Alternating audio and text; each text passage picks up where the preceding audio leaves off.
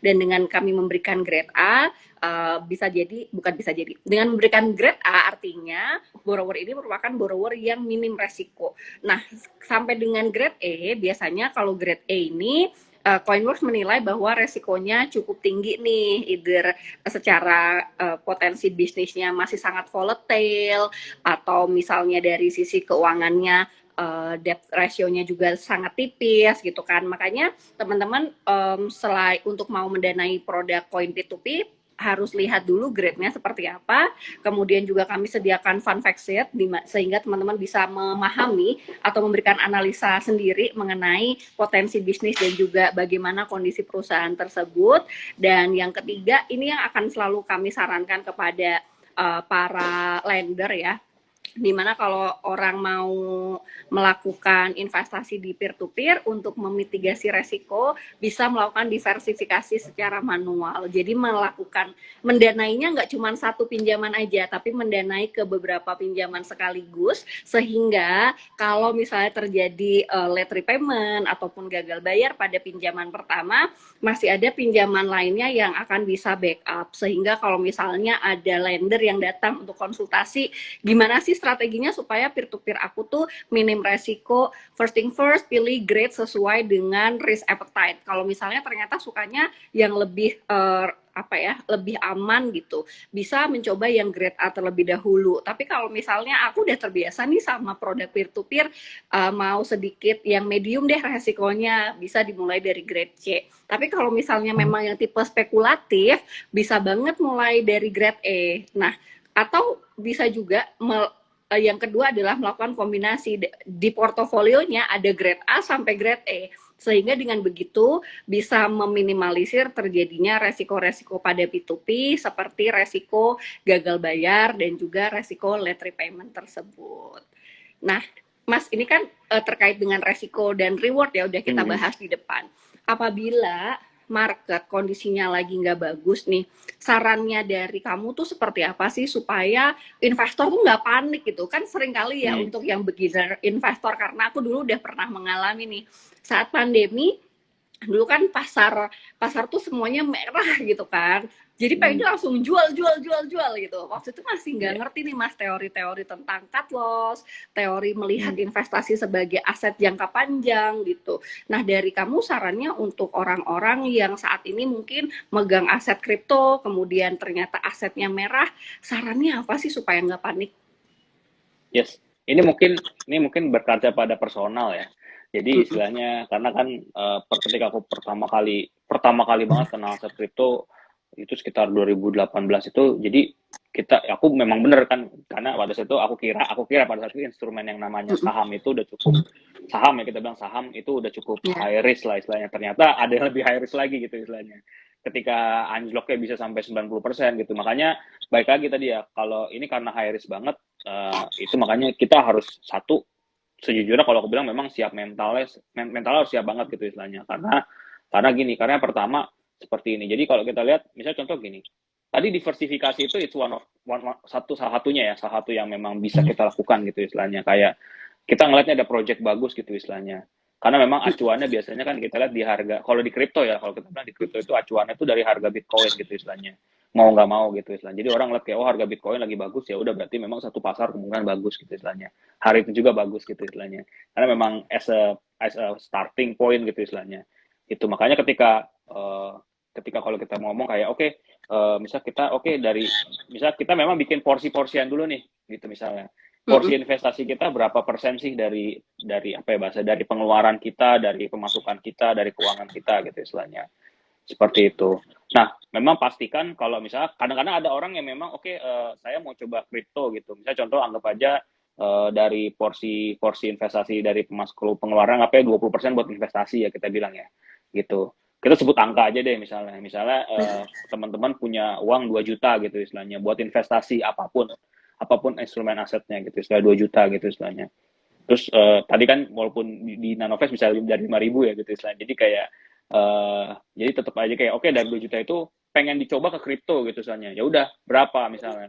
Misal kayak 800.000 kah, atau mungkin 1 juta kali 50% kan tadi. Ya udah, apa-apa taruh aja 50% ini, istilahnya memang kalau aku sering bilang biaya belajar gitu istilahnya. Karena Karena gini, karena memang harus yang kayak gitu harus memang harus ada. Jadi nggak cuma diinvestasi di kripto aja, tapi di aset lain tuh ada gitu. Jadi istilah biaya belajar ini ya memang kita bahasanya kayak dalam arti diikhlaskan gitu istilahnya. Tapi balik lagi gitu, karena kita harus tahu nih, ini resikonya tinggi banget gitu istilahnya tadi aku bilang ya. Kira-kira kalau kita kehilangan 500.000 atau 1 juta ini yang kita tadi porsi investasi, masih bisa tidur nggak gitu istilahnya, takutnya kayak gitu tiba-tiba kepikiran nggak bisa tidur kan gitu istilahnya kan. Jadi ya udah, silakan mulai masuk gitu istilahnya, dimulai kayak aset-aset yang kalau kita sering bilang di komunitas tuh kayak ada crypto blue chip gitu, cuma memang kan crypto blue chip cuma dua kalau menurut saya. Blue chip crypto cuma Bitcoin dan Ethereum gitu istilahnya, itu dua itu doang gitu istilahnya. Ya itu mungkin kayak memang kalau lagi silakan ya ke komunitas gitu istilahnya, komunitas-komunitas kayak Nanofest juga ada komunitas gitu istilahnya terkait dengan kripto segala macam gitu, edukasinya gitu. Jadi mereka kayak, jadi biar tidak, kalau kita bilang FOMO ya Mbak ya, jadi kayak kejebak kayak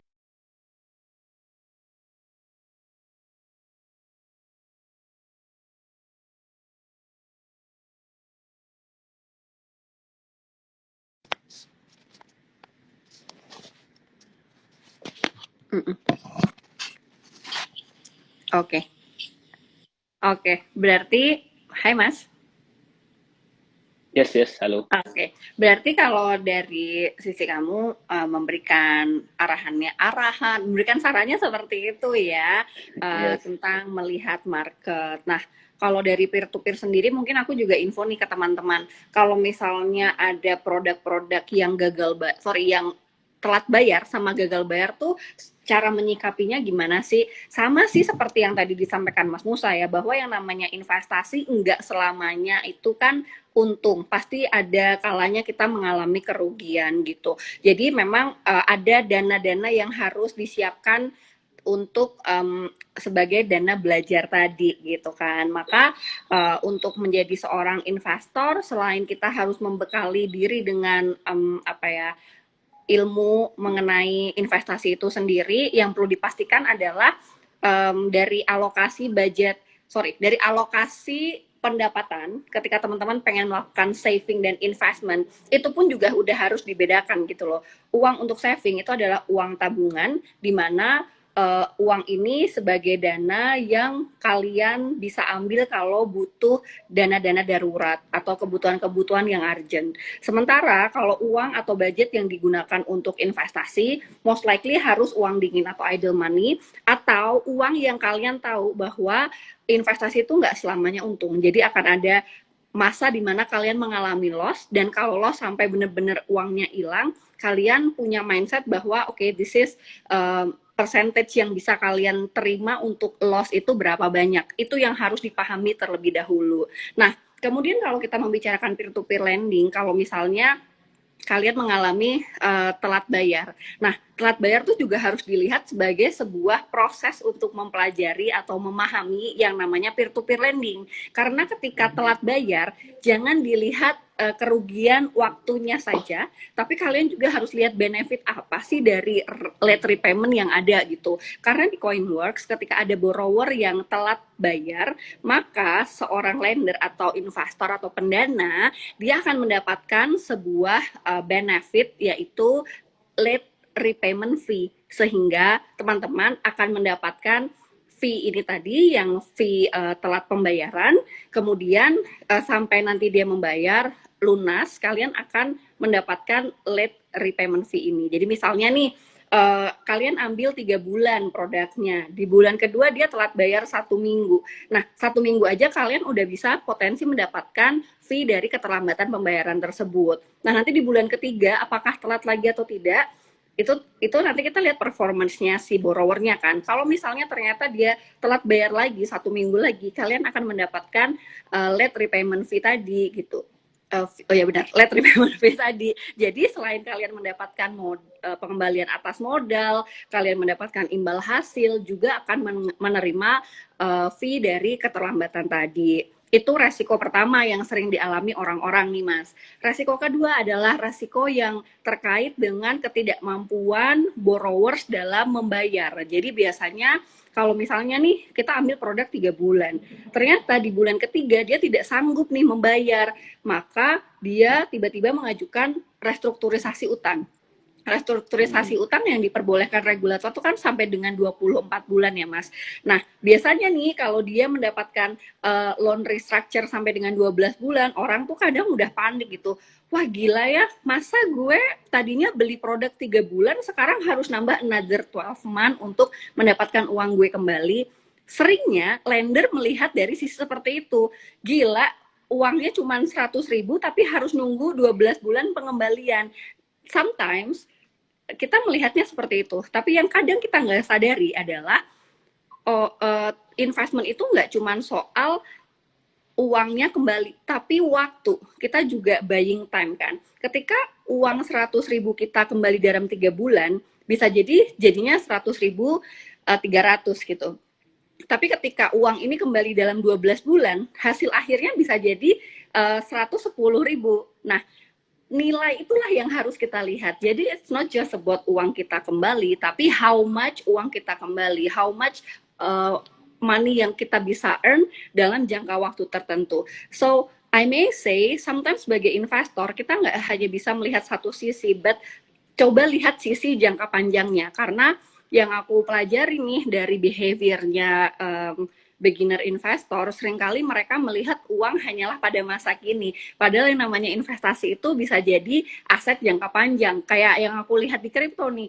Ketika kripto lagi turun, orang tuh udah panik, terus selling gitu kan. Padahal kalau ngelihat jangka panjang, 1 tahun lagi, 2 tahun lagi, 5 tahun lagi, itu kan akan berbeda ya hasilnya. Bisa jadi hari ini turunnya 10% atau sampai dengan 30% gitu ya. Di masa mendatang potensi kenaikannya bisa sampai dengan 50%, bahkan bisa 100% atau lebih dari itu. So, satu hal yang pengen aku tanamkan kepada teman-teman yang ada di rumah, do not see investment as a short term aja, tapi juga lihat potensi jangka panjangnya. Mungkin Mas Musa ada masukan tuh terkait dengan hal ini. Oh, sebelum aku masuk ke situ, aku mau nanya dong Mbak Mega, kalau di Coinworks itu ada spesifik bisnis nggak sih yang memang kayak, oh yang ini boleh, yang ini enggak, kayak gitu. Itu kayak gimana sih? Kalau Maksudnya yang bisnis yang akan eh didanai ya ya, sektornya ya, ya. ya betul betul. Yes, yes, yes. Tentu Sektor-sektor kita bisnisnya. pilih sih. Jadi saat Hmm. ini kita berdasarkan data gitu ya, mana industri yang lagi increasing, mana industri yang lagi sinking. Nah, kita akan menghindari industri-industri yang akan sinking. Terutama kemarin ya saat pandemi kita melihat ada beberapa industri yang sinking, maka kita akan stop dulu tuh untuk memberikan atau menyalurkan modal kepada those kind of industry.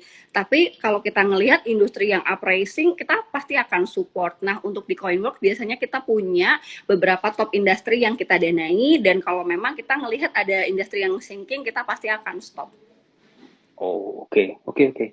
Yes, yes. Oh, jadi memang sudah kurasinya sudah ketat sekali ya berarti ya. Betul, betul. Tapi yang Ya. namanya bisnis itu kan naik turun ya, Mas. Even if Iya. today kita bilang, oh this business is really good, tapi we never know kalau misalnya in the next like 5 months, a year, mungkin beda proyeksinya. Jadi tetap ada faktor-faktor eksternal yang harus kita tetap mitigate supaya hal tersebut tidak terlalu berpengaruh terhadap investasi kita.